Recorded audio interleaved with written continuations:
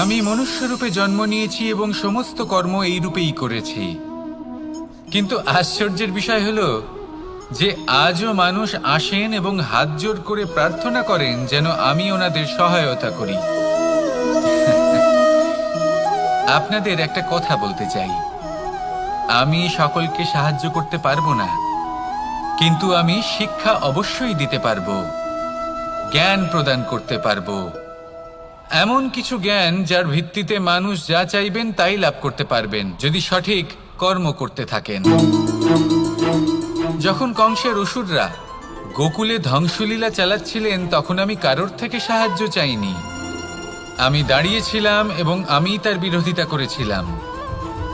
সবাই বলেন যে আমি ছোট্ট একটা আঙুলে গোবর্ধন পর্বত তুলেছিলাম, কিন্তু আমি কি ওখানে একা ছিলাম? কখনোই নয়। আমার সাথে অসংখ্য গোকুলবাসী, অসংখ্য বর্ষণাবাসী ছিলেন, নিজের হাতে একটা লাঠি নিয়ে। ওনাদের মনোবল, ওনাদের আশীর্বাদ আমার সাথে ছিল। মহাভারতে আমি শুধুই শিক্ষক ছিলাম, আমি শুধুই শিক্ষা দিয়েছি। লক্ষ্য সাধন করেছে অর্জুনই, যুদ্ধ করেছে অর্জুনই এবং জয়ীও হয়েছে অর্জুনই। আমি শুধুই শিক্ষা দিতে পারি। অবশেষে আপনাকে শুধু এটুকুই বুঝতে হবে যে ঈশ্বর সবকিছু করতে পারেন না, করতে হবে আপনাকে। ঈশ্বর আপনাকে আশীর্বাদ করতে পারেন যে কাজ আপনি মন থেকে করবেন সেটা অবশ্যই পূরণ হবে।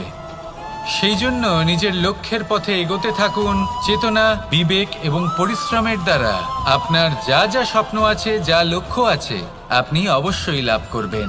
আর এই মন সুপ্রসন্ন হয়ে বলবে, রাধা রাধা।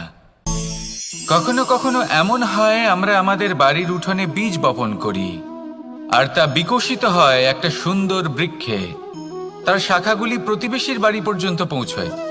ফলের বর্ষণ প্রতিবেশীর বাড়িতেও হয়ে থাকে, আর আমরা ভাবি গাছ আমরা উৎপন্ন করব আর ফল খাবেন আপনারা।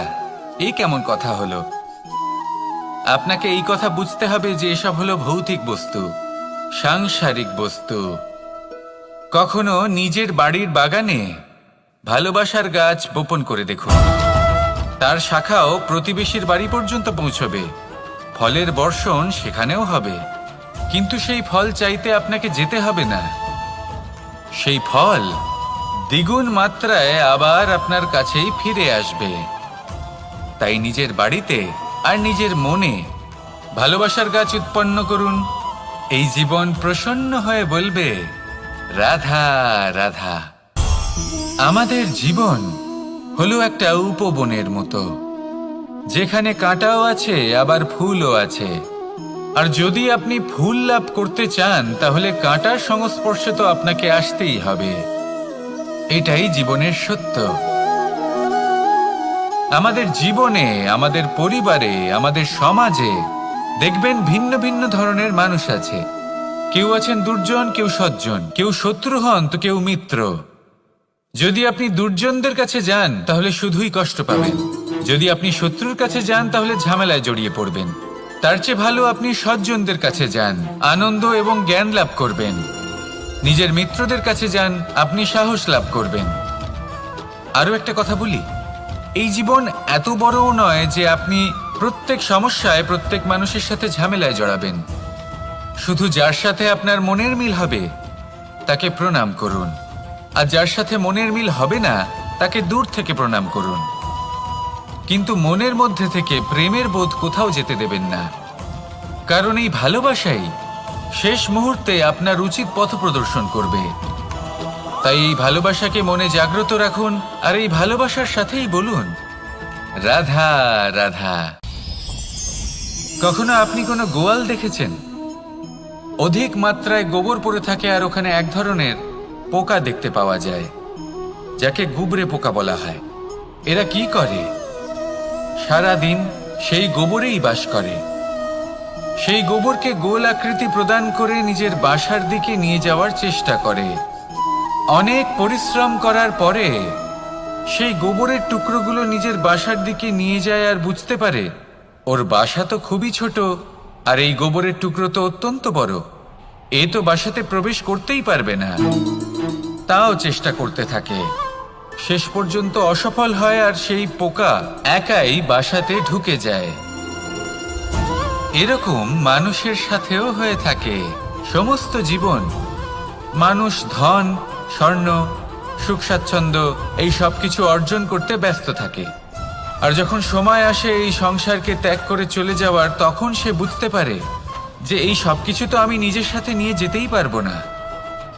মনে দুঃখ নিয়ে সংসার থেকে বিদায় নেয় সে। তার বদলে যদি মানুষ কোনো নির্ধন ব্যক্তিকে সাহায্য করে দেয়, কোনো দুঃখী ব্যক্তিকে হাসাতে চেষ্টা করে, তাহলে মনে সন্তোষ নিয়ে সংসার ত্যাগ করতে পারে। এই জীবনে ধন, স্বর্ণ, সুখ স্বাচ্ছন্দ্য অতি আবশ্যক, কিন্তু এগুলোই বাস্তব সম্পত্তি নয়।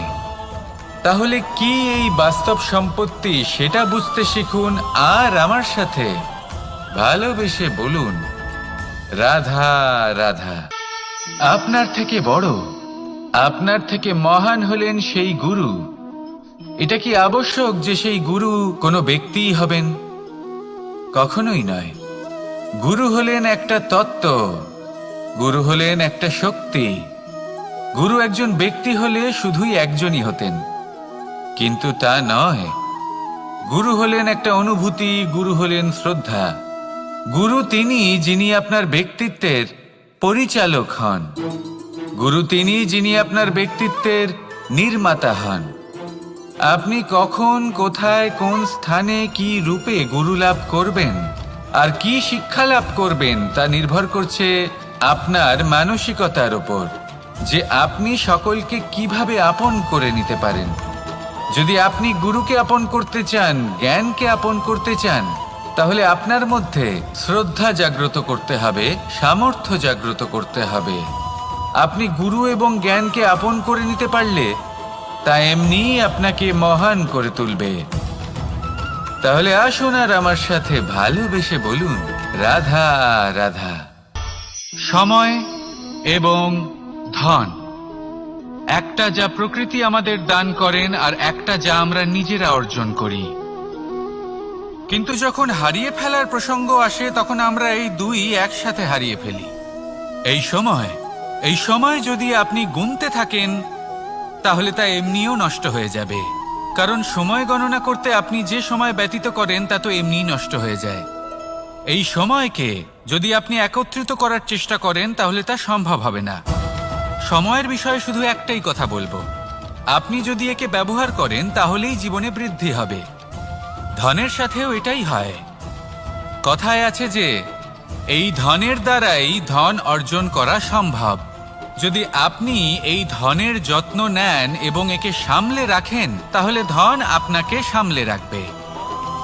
এবার সময় আমরা প্রচুর পরিমাণে পাই, কিন্তু তার অর্থ এটা নয় যে আমরা তা নষ্ট করি। বাস্তব অর্থে সময় তা অত্যন্ত মূল্যবান। এর সদ্ব্যবহার করা যদি আপনি শিখে যান, তবে এই সময়ও আপনাকে অবশ্যই অতি মূল্যবান করে তুলবে।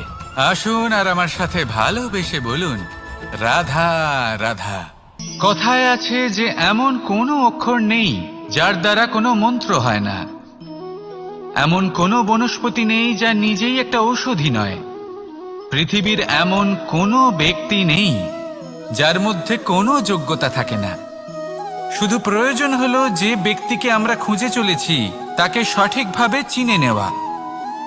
যদি তার যোগ্যতা, তার বিশেষত্ব আমরা বুঝতেই না পারি, তাহলে আর লাভ কি রইল? এই সংসারে এমন অনেক ব্যক্তি রয়েছেন যারা ছোট ছোট অসফলতার কারণে আপনাকে এটা বলে দেবে যে আপনি কোনো কাজের নন, আপনি হলেন মূর্খ, আপনি কিছুই করতে পারবেন না।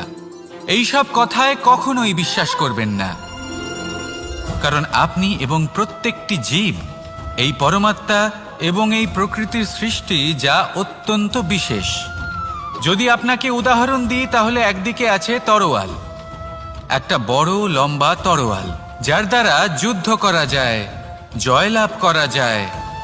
আর অন্যদিকে রয়েছে একটা ছোট্ট সূচ, কিন্তু যে কাজ একটা ছোট্ট সূচ করতে পারে তা একটা তরোয়াল দ্বারা সম্ভব নয়। এর অর্থ হলো এটাই যে প্রত্যেকটা রচনা অত্যন্ত অমূল্য এবং অত্যন্ত বিশেষ হয়। তাহলে বিশ্বাস রাখুন, যে আপনি অত্যন্ত বিশেষ একজন। আর প্রেমের সাথে বলুন, রাধা রাধা। বাল্যকালে যখন আমি মাখন খেতাম, তখন যশোদা মায়ের আমার মাখন খাওয়া নিয়ে কোনো সমস্যা ছিল না। কিন্তু যখন আমি মাখন খেতাম, মাখন চুরি করতাম, তখন যেই প্রকারে বাড়ির পরিচ্ছন্নতা আমি নষ্ট করতাম, তা নিয়ে অবশ্যই যশোদা মায়ের আপত্তি ছিল। আর হবে নাই বা কেন? কথায় আছে যে যদি আমাদের ঘর পরিচ্ছন্ন থাকে, সেখানে লক্ষ্মী বসবাস করে থাকেন, তবেই সেই বাড়িতে সন্তোষ ভাব থাকবে। সেই জন্যই আমাদের যশোদা মা পরিশ্রম করে বাড়ির ভেতর এবং বাড়ির বাহির সবসময় পরিচ্ছন্ন করে রাখতেন। এবার যেইভাবে আমাদের বাড়ি, যেখানে আমাদের পরিবার বসবাস করতেন, সেইভাবেই আমাদের শরীর আর আমাদের আত্মা রয়েছে, যাতে আমরা বসবাস করি। একেও স্বচ্ছ রাখা প্রয়োজনীয়। এবার স্বচ্ছ কিভাবে রাখা যায়? শুধু বাহ্যিক পরিচ্ছন্নতা আর প্রসাধন দ্বারা তা সম্ভব হবে না। জীবনে কিছু কটু অভিজ্ঞতা আমাদের সকলের থাকে। সেই কটু অভিজ্ঞতাগুলির কারণে আমাদের মন, আমাদের আত্মা মলিন হয়ে যায়। এই মালিন্য থেকে আমাদের আত্মাকে মুক্ত করা অত্যন্ত প্রয়োজনীয়। এই স্বচ্ছতা অত্যন্ত প্রয়োজনীয়। আর আমাদের এই মন মালিন্য থেকে মুক্ত হতে পারে শুধুমাত্র প্রেম এবং করুণার দ্বারা। তাই সকলকে ভালোবাসতে থাকুন আর মনের মধ্যে করুণার বোধ জাগ্রত করুন। কারণ যেইভাবে বাড়ি পরিষ্কার থাকলে তাতে লক্ষ্মী বসবাস করেন, সন্তোষবোধ বজায় থাকে, সেইভাবেই যদি মন স্বচ্ছ থাকে, তাহলে তাতে সন্তোষও থাকবে, শান্তিও থাকবে। তাহলে ভালোবাসতে থাকুন, মনের মধ্যে করুণাবোধ জাগ্রত করুন, আর আমার সাথে ভালোবেসে বলুন, রাধা রাধা। আপনি কখনো রেশমের কীট দেখেছেন? নিজের সুরক্ষার জন্য সে নিজের লালা থেকে একটি সুতো উৎপন্ন করে, আর সেই সুতো দ্বারা নিজেকে পেঁচিয়ে নেয়, প্রকৃতি এবং অন্য জীবজন্তুর হাত থেকে সুরক্ষার জন্য। কিন্তু যখন সেই সুতো শুকিয়ে যায়, তখন কি হয়? তা একটা খোলসে পরিণত হয়, এত সবল হয়ে যায় যে সেই রেশমের কীট তা ভেঙে বাইরে বেরিয়েই আসতে পারে না। শেষ পর্যন্ত এই কারণেই সে মৃত্যু লাভ করে। এবার যদি একটা প্রজাপতির কথা বলি, তাহলে প্রজাপতি কি করে? যখন সে উড়তে চায়, সে নিজেই নিজের খোলস ভেঙে ফেলে, সে তার পাখনা মেলে, আর তারপর সে আকাশে উড়ে বেড়ায়। এটাই হলো শিক্ষা আমাদের জন্য। যদি আমরা আকাশে উড়ে বেড়াতে চাই, তাহলে আমাদেরকেও অন্তর থেকে সেই খোলস ভাঙতে হবে, অর্থাৎ নিজেদেরকে বন্ধন থেকে মুক্ত করে দিতে হবে। সুরক্ষার জন্য কোনো বাঁধনে জড়িয়ে পড়া, এ হলো সবথেকে বেশি অসুরক্ষিত কার্য। জীবনে সুরক্ষার ভয় থাকাটা উচিত, কিন্তু তা যদি অত্যাধিক হয়ে যায়, তাহলে তা আপনাকে এতটাই দুর্বল করে দেবে যে আপনি নিজেরই সুরক্ষার চক্র ভেঙে বেরোতেই পারবেন না। যদি আপনি নবনির্মাণ করতে চান, তাহলে আপনাকে নিজের এই সুরক্ষা কবচ ভেঙে বেরোতেই হবে, সাহসের সাথে পরিশ্রম করতে হবে। আর যদি আপনি এটা করতে পারেন, তাহলে আপনার উড়ান কেউ আটকাতে পারবে না। আসুন আমার সাথে ভালোবেসে বলুন, ইচ্ছে বড়ই বিচিত্র জিনিস। এই ইচ্ছে যদি তা পূর্ণ না হয়, তাহলে তা ক্রোধকে জন্ম দেয়। যদি তা পূর্ণ হয়, তাহলে লোভকে জন্ম দেয়। যদি সময়ের মধ্যে পূর্ণ না হয়, তাহলে শোককে জন্ম দেয়। আর যদি সময়ের পূর্বেই পূর্ণ হয়ে যায়, তাহলে অহংকারকে জন্ম দেয়। সকলের ইচ্ছে থাকে, আপনারও অবশ্যই থাকবে, তা অবশ্যই পূরণ করবেন। কিন্তু একটা কথা মনে রাখবেন, আপনার এই জীবন, এটা কোনোভাবেই আপনার ইচ্ছে পূরণ করার মাধ্যম নয়। এ হলো ধৈর্য সাধনের এক মাধ্যম, নিয়ন্ত্রণ করার এক মাধ্যম। নিয়ন্ত্রণ নিজের কামনার ওপর, নিজের ইচ্ছের ওপর, নিজের আবেগের ওপর। কারণ ইচ্ছে এটা হলো সেই অশ্বের মতো, যা একবার লাগাম ছাড়া হয়ে গেলে, আপনার হাত থেকে যদি এই লাগাম বেরিয়ে যায়, তাহলে তা আপনাকে সোজা বিনাশের পথে নিয়ে যেতে পারে। কিন্তু যদি আপনি একে নিয়ন্ত্রণ করতে পারেন, তাহলে এটা আপনাকে সাফল্যের শিখরে অবশ্যই পৌঁছে দিতে পারে। তাহলে ইচ্ছেগুলিকে নিয়ন্ত্রণ করুন আর আমার সাথে ভালোবেসে বলুন, রাধা রাধা। আমরা আনন্দ লাভের জন্য ভালোবাসি মা বাবাকে, ভাই বোনকে, পরিবার পরিজনকে, বন্ধুকে, প্রেমিকাকে। আমরা চাই যে সকলে যেন আপন হয়ে থাকেন, আমাদের কাছে থাকেন। কিন্তু মানুষের একটা প্রবৃত্তি আছে যে তিনি যা লাভ করে ফেলেন তার মূল্য তিনি বুঝতেই পারেন না। যদি আপনার বাড়ির কাছে একটা মিষ্টি জলের সরোবর থাকে বা সুন্দর নদী থাকে, তাহলে জলের গুরুত্বটা কি আপনি তা বুঝতেই পারবেন না। সেইখানে আপনি যদি কোনো একটা মরুভূমিতে যান, আপনি অনুভব করতে পারবেন যে এক একটা ফোঁটা জলের কি গুরুত্ব, তার মূল্য কি। সুখের মুহূর্তে যদি আপনজনদের মনে রাখেন, তবে দুঃখের মুহূর্ত নিজে থেকেই দূরে সরে যাবে। ভালোবাসা এবং তার সাথে স্মরণ করা, এটাই তো হলো জীবনের এবং ভালোবাসার আসল মূল্য। আসুন আর আমার সাথে ভালোবেসে বলুন, রাধা রাধা। দৃষ্টি আর দৃষ্টিভঙ্গি, এই সমগ্র লীলা হলো এই দুইয়ের। বিচিত্র হতে পারে, কিন্তু এটাই সত্যি। এবার আপনাকে একটা উদাহরণ দিয়ে বোঝাই।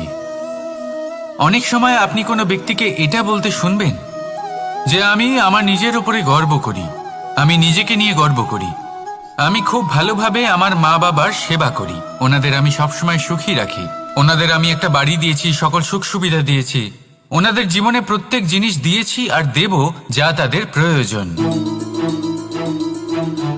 এবার আমাকে বলুন যে আপনি কে হন? আপনি হলেন সেই বীজ যা আপনার মাতা পিতা রোপণ করেছেন। আপনার মা বাবাই আপনাকে এই সংসারে জন্ম দিয়েছেন। এবার এইসব কথার কি তাৎপর্য? এই হলো সেই ব্যক্তির দৃষ্টিভঙ্গি। এবার দেখা যাক এই প্রকৃতি আমাদের কি শেখায়। কখনো কোনো গাছকে দেখবেন, যখন সেই গাছে ফল আসে, সে মালিকে এটা বলে না যে দেখো আমি তোমাকে ফল খেতে দিচ্ছি। সেই বৃক্ষ এটা বলে না যে দেখো আমি তোমায় আহার করতে দিচ্ছি, কারণ ও জানে যে এটা হলো সেই মালির পরিশ্রম, এটা হলো তারই কর্মের ফল আর এটা তারই পাওয়া উচিত। সে বলে যে তোমার জিনিস তোমাকেই অর্পণ করলাম, এ আমার জিনিস নয়। ও জানে সেই মালির গুরুত্ব আসলে কি। এটা হলো তার দৃষ্টিভঙ্গি। সেই জন্য আপনি জীবনে কোন ব্যক্তির মধ্যে, কোন পশু পাখির মধ্যে, কোন প্রাণীর মধ্যে, কোন পরিস্থিতিতে, কোন আবেগের মুহূর্তে কি দেখতে পাচ্ছেন, সেটা আপনার দৃষ্টিভঙ্গির উপরে নির্ভর করছে। তাই নিজের মনে ধন্যাত্মক ভাব জাগ্রত করুন, শুভ চিন্তা নিয়ে আসুন। এই ভাবনাই সত্য হয়ে সামনে আসবে। এই দৃষ্টিভঙ্গি এমন হয়ে যাবে যে আপনার জীবনে সবকিছুই শুভ হবে। তাহলে আসুন আর আমার সাথে ভালোবেসে বলুন, রাধা রাধা।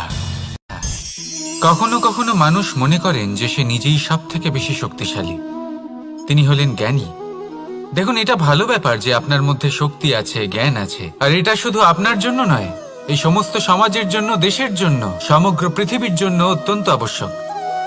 কিন্তু এই কথাটাও বোঝা অত্যন্ত আবশ্যক যে এই জ্ঞান যেন কখনো অহংকার না হয়ে ওঠে। যখন মানুষের মধ্যে জ্ঞান থাকে তখন সে রাম হয়ে ওঠে। রাম, যিনি সমুদ্রের বুকে সেতু বানিয়েছিলেন, বানর সেনার দ্বারা রাক্ষস রাজকে পরাজিত করেছিলেন, আর চিরকালের জন্য সবার কাছে আদর্শ হয়ে উঠেছিলেন।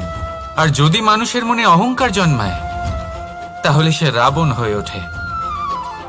দেশে বিদেশে যতই খ্যাতি থাকুক না কেন, সে রাক্ষস হয়ে ওঠে, নিজের সাথে সাথে সমস্ত কুলের বিনাশ করে বসে।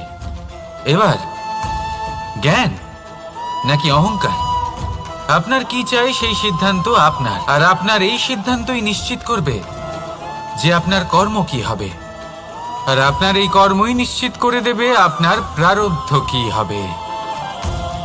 তাহলে শুভ কর্ম করুন আর আমার সাথে ভালোবেসে বলুন, রাধা রাধা।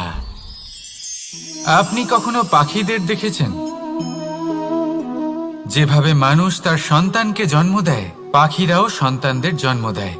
আর যেই তার সন্তান এই সংসারে প্রবেশ করে, সেই পাখি তাকে আগলে রাখে, তার যত্ন করে, ওর জন্য বাসা বানায়, ওর জন্য দূর কোথাও থেকে খাবার নিয়ে আসে, নিজের ঠোঁট দিয়ে ওর মুখে খাবার খাইয়ে দেয়, সবকিছু করে। কিন্তু একটা কাজ পাখি করে, কিন্তু মানুষ কখনোই করে না।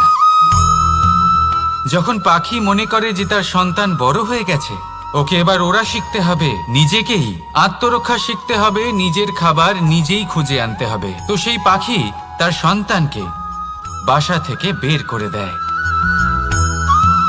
তারপর সেই পাখির সন্তান নিজে উড়তে শেখে, আত্মরক্ষা করতে শেখে এবং আস্তে আস্তে সে আত্মনির্ভর হয়ে ওঠে। কিন্তু মানুষ কি তার সন্তানের সাথে এটাই করে? কখনোই নয়। মানুষ তার সন্তানকে নিজের সাথে বেঁধে রাখে, সব সময় তার লালন পালনের, তার দেখাশোনার ব্যবস্থা করে রাখে, আর এটাই ভাবেন যে আমি হলাম ওর পালনকর্তা, ওর খেয়াল রাখা তো আমার কর্তব্য। কিন্তু না, এই কাজ করতে করতে উনি আস্তে আস্তে নিজেরই সন্তানের শত্রু হয়ে ওঠেন, তার বিকাশের শত্রু হয়ে ওঠেন। তাই যখন সন্তান বড় হবে তখন অবশ্যই ভালোবাসুন, কিন্তু পাখির মতো কঠোর হওয়াও প্রয়োজনীয়, তবেই তার বিকাশ হবে। ওকে নিজের কষ্ট নিজেকেই সহ্য করতে দিন, শিখতে দিন জীবনের অনুভূতি কেমন, তবেই তার বিকাশ হবে। নয়তো সেই সন্তান আজীবন আপনার জন্য বোঝা হয়ে থাকবে, আর আপনি তার বিকাশের পথে আজীবন বাধা হয়ে থাকবেন। আর আমার মনে হয় না আপনি সেটা চাইবেন, তাই তো? আসুন আমার সাথে ভালোবেসে বলুন, রাধা রাধা। জীবনে শিখরে পৌঁছানোর জন্য মানুষের কি প্রয়োজন হয়ে থাকে? সিঁড়ির। কিন্তু তাও প্রত্যেক মানুষ, প্রত্যেক ব্যক্তি শিখরে পৌঁছতে পারেন না। এর কারণ কি? কারণ একটা হতে পারে যে মানুষ কল্পনা করতে থাকেন কিন্তু সিঁড়ি খুঁজে পান না। কিছু মানুষ খুঁজে নেন কিন্তু তা পেয়ে এতটাই প্রসন্ন হয়ে যান যে তারপর আর কোনো কর্মই করেন না। খুব সোজা ব্যাপার। অনেক মানুষ সিঁড়ি খুঁজে পান না, আর যদি পেয়েও যান তাও যতক্ষণ না তাতে চড়ছেন সেই শিখরে পৌঁছবেন কি করে? যতক্ষণ না আপনি পরিশ্রম করছেন, যতক্ষণ না সেই সিঁড়িতে আপনি চড়ছেন, যতক্ষণ না ক্লান্ত হচ্ছেন, আপনার পায়ে হাঁটুতে ব্যথা না হচ্ছে, ততক্ষণ এই শিখরে পৌঁছানোর সৌভাগ্য লাভ করতে পারবেন না। তাহলে কল্পনার সাথে কর্ম করুন, পরিকল্পনার সাথে পরিশ্রম করুন, সব কিছু পাবেন। আসুন আমার সাথে ভালোবেসে বলুন, রাধা রাধা। সুখ আর অভিজ্ঞতা, এই দুই জীবনে একসাথে কখনোই আসে না। মনে রাখবেন, যেখানে সুখ থাকে সেখানে অভিজ্ঞতা থাকে না।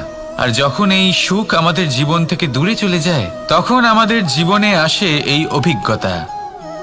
পরমাত্মা, প্রকৃতি, নিয়তি এই অভিজ্ঞতাকে আমাদের জীবনে পাঠান, যাতে আমরা একটা অত্যন্ত গুরুত্বপূর্ণ শিক্ষা, একটা জ্ঞান প্রাপ্ত করতে পারি। এই অভিজ্ঞতা আমাদের শেখায় যে অতীতে এমন কি হয়েছিল যা আমাদের করা উচিত হয়নি। আমাদের শেখায় ভবিষ্যতে এমন কি আছে যা আমাদের করা উচিত আর কি করা উচিত নয়। দেখতে গেলে এই অভিজ্ঞতা আমাদের সেই শিক্ষা দেয় যার জন্য আমরা সুখের দিকে উচিতভাবে অগ্রসর হতে পারি। সেই জন্য জীবনে যখনই দুঃখ আসবে, দুঃখের এই সময় আসবে, তখন হতাশ হবেন না। বোঝার চেষ্টা করুন এই পরিস্থিতি কেন এসেছে, কি শিক্ষা দিতে এসেছে। যদি আপনি সেই জ্ঞান লাভ করেন, সুখের পথে অগ্রসর হন, তাও উচিত রূপে, তাহলে এই অভিজ্ঞতার উদ্দেশ্য পূরণ হয়ে যায়। তাহলে আসুন আর আমার সাথে ভালোবেসে বলুন, রাধা রাধা। প্রতিশোধ অথবা কাউকে দুঃখ দেওয়ার ভাবনা, যদি এটা আপনার মনে থাকে তাহলে আপনি নিজের মনেই যন্ত্রণার একটা বিশাল বৃক্ষ রোপণ করছেন, এটা মনে রাখবেন। কারণ কাউকে দুঃখ দেবার এই ভাবনা, এটা হলো সেই বীজ যা আপনার মনেই পতিত হবে, আপনার মনেই অঙ্কুরিত হবে, আর আপনার মনেই একটা বিশাল বৃক্ষরূপে বেড়ে উঠবে।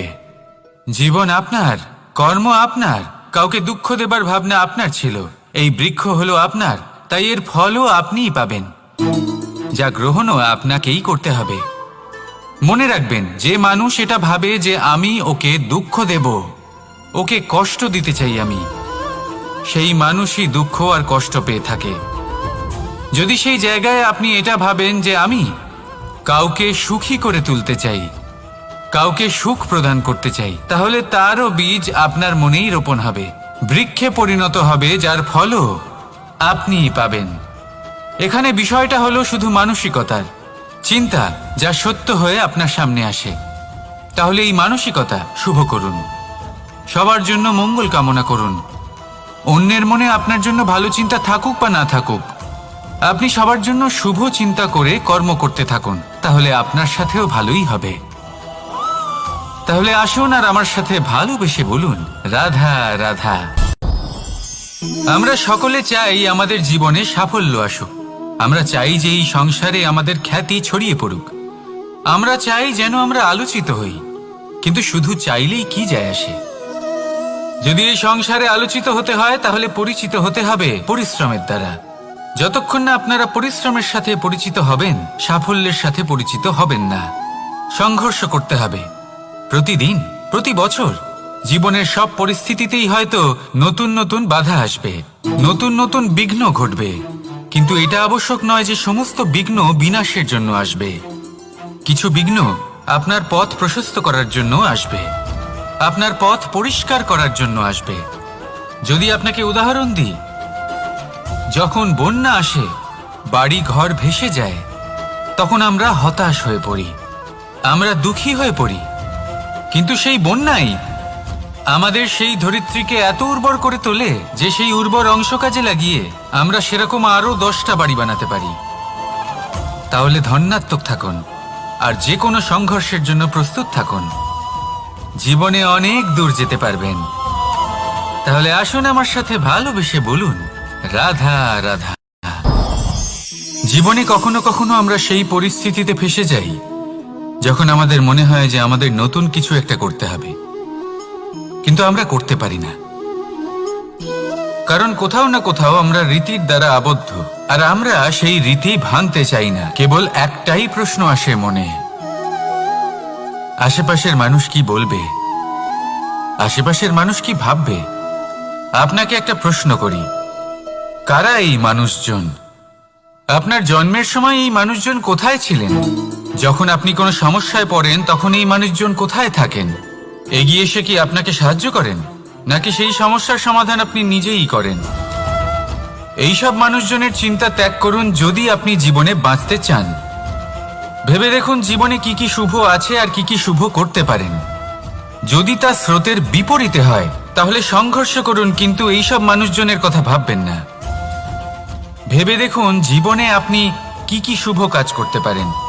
এটা ভাবুন যে আপনি কখনো এমন কোনো কাজ করে ফেলেননি তো যার জন্য কারো হৃদয় আহত হয়েছে। শুভর দিকে নিজের চিন্তা কেন্দ্রীভূত করুন, আপনার জীবনে সব কিছু শুভই হবে। তাহলে আসুন আমার সাথে ভালোবেসে বলুন, রাধা রাধা। সমস্যা, কঠিন সময়, সংকট, বিপদ কার জীবনে নেই? প্রত্যেকের জীবনে আছে। কিন্তু আমাকে একটা কথা বলুন, যদি নৌকায় ঢেউকে ভয় পেতে শুরু করে, তাহলে সাগর পার করবে কে? কখনো কোনো ছোট্ট পিঁপড়েকে দেখেছেন, যে আকারে হয়তো ছোট হতে পারে কিন্তু বড় শিক্ষা দিয়ে যায়? কিন্তু আমরা শিখিই না। এবার দেখুন একটা পিঁপড়েকে, যে ভোজনের খোঁজে বাইরে বের হয়, একটা ছোট্ট দানা তুলে নেয়। ছোট দানা তোলে কারণ তার থেকে বেশি সে তুলতেই পারবে না। সে দানা নিয়ে চলতে শুরু করে, কোনো দেওয়ালে উঠে পড়ে, আবার পড়েও যায়। সেই দানা দূরে কোথাও একটা পড়ে যায়, তা আবার খোঁজে, তুলে নেয়, আবার চলতে থাকে। পড়ে যায়, আবার ওঠে, পড়ে যায়, আবার ওঠে। সেই দানাটা রেখে দেয়, আবার বেরিয়ে পড়ে ভোজনের খোঁজে। পরিশ্রম করতে থাকে কিন্তু হার মানে না। এই শিক্ষাই তো আমাদের প্রাপ্ত করতে হবে। নিরন্তর পরিশ্রম আর নির্ভীক হয়ে কর্ম করে যেতে হবে। এটাই হলো সাফল্যের মাধ্যম, এটাই হলো জয়ের মন্ত্র, অচ্যুত অজয় অস্ত্র। তাহলে আসুন আর আমার সাথে ভালোবেসে বলুন, রাধা রাধা। আজকাল আপনি দেখে থাকবেন যে মা বাবা শুধুমাত্র সন্তানকে ভালোবাসেন তা নয়, তাদের মোহেও জড়িয়ে পড়েন। বিদ্যালয়ে যখন পাঠান তখন সমস্ত সুযোগ সুবিধা দিয়েই পাঠান। চেষ্টা করেন যে সবসময় যেন সন্তান তাদের চোখের সামনেই থাকে, কিন্তু ভুলে যান এক অত্যন্ত গুরুত্বপূর্ণ কথা, যে সন্তানকে এক নতুন দৃষ্টিভঙ্গি দেওয়াই হলো ওনাদের কর্তব্য। সেই জন্য পুরাতনকালে শিষ্যদের গুরুকুলে পাঠানো হতো, বাড়ির থেকে দূরে। কারণ বাড়ি ছেড়ে যাওয়া এক সন্তানের জন্য, এক শিষ্যের জন্য অত্যন্ত শুভ লক্ষণ হয়।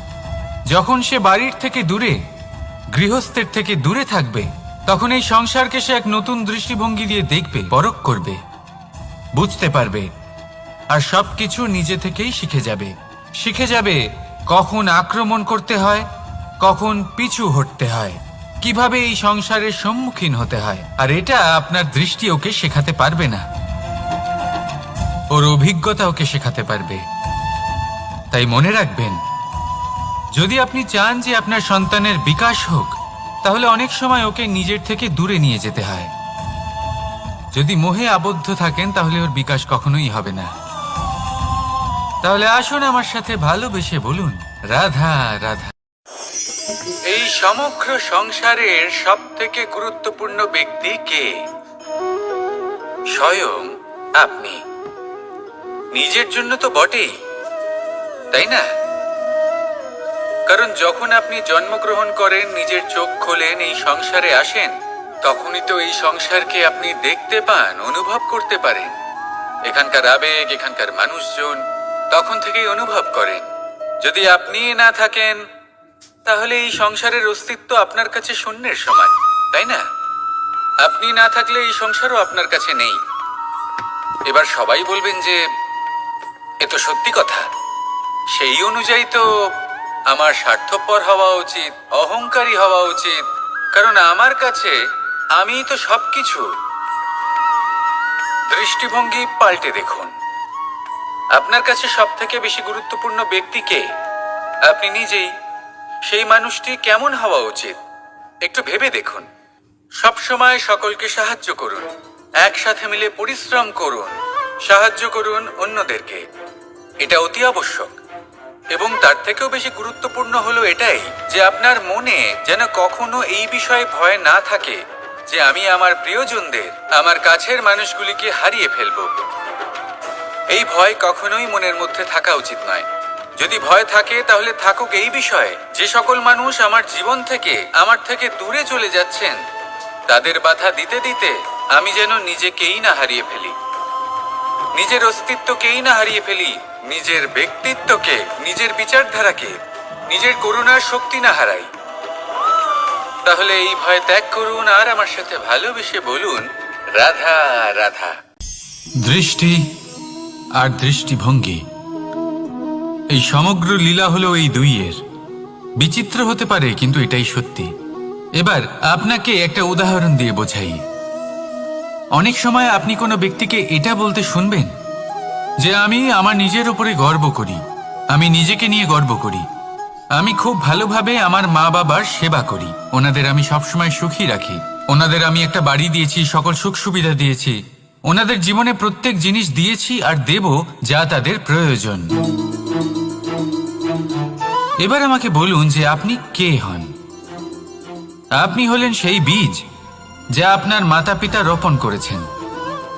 আপনার মা বাবাই আপনাকে এই সংসারে জন্ম দিয়েছেন। এবার এইসব কথার কি তাৎপর্য? এই হলো সেই ব্যক্তির দৃষ্টিভঙ্গি। এবার দেখা যাক এই প্রকৃতি আমাদের কি শেখায়। কখনো কোনো গাছকে দেখবেন, যখন সেই গাছে ফল আসে, সে মালিকে এটা বলে না যে দেখো আমি তোমাকে ফল খেতে দিচ্ছি।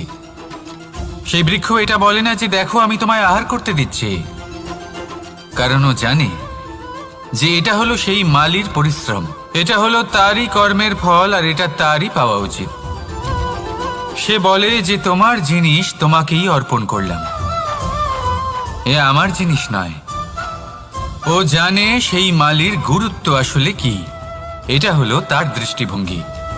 সেই জন্য আপনি জীবনে কোন ব্যক্তির মধ্যে, কোন পশু পাখির মধ্যে, কোন প্রাণীর মধ্যে, কোন পরিস্থিতিতে, কোন আবেগের মুহূর্তে কি দেখতে পাচ্ছেন, সেটা আপনার দৃষ্টিভঙ্গির উপরে নির্ভর করছে। তাই নিজের মনে ধনাত্মক ভাব জাগ্রত করুন, শুভ চিন্তা নিয়ে আসুন। এই ভাবনাই সত্য হয়ে সামনে আসবে। এই দৃষ্টিভঙ্গি এমন হয়ে যাবে যে আপনার জীবনে সবকিছুই শুভ হবে। তাহলে আসুন আর আমার সাথে ভালোবেসে বলুন, রাধা রাধা। কখনো কখনো মানুষ মনে করেন যে সে নিজেই সব থেকে বেশি শক্তিশালী, তিনি হলেন জ্ঞানী। দেখুন, এটা ভালো ব্যাপার যে আপনার মধ্যে শক্তি আছে, জ্ঞান আছে, আর এটা শুধু আপনার জন্য নয়, এই সমস্ত সমাজের জন্য, দেশের জন্য, সমগ্র পৃথিবীর জন্য অত্যন্ত আবশ্যক। কিন্তু এই কথাটাও বোঝা অত্যন্ত আবশ্যক যে এই জ্ঞান যেন কখনো অহংকার না হয়ে ওঠে। যখন মানুষের মধ্যে জ্ঞান থাকে তখন সে রাম হয়ে ওঠে। রাম, যিনি সমুদ্রের বুকে সেতু বানিয়েছিলেন, বানর সেনার দ্বারা রাক্ষস রাজকে পরাজিত করেছিলেন, আর চিরকালের জন্য সবার কাছে আদর্শ হয়ে উঠেছিলেন।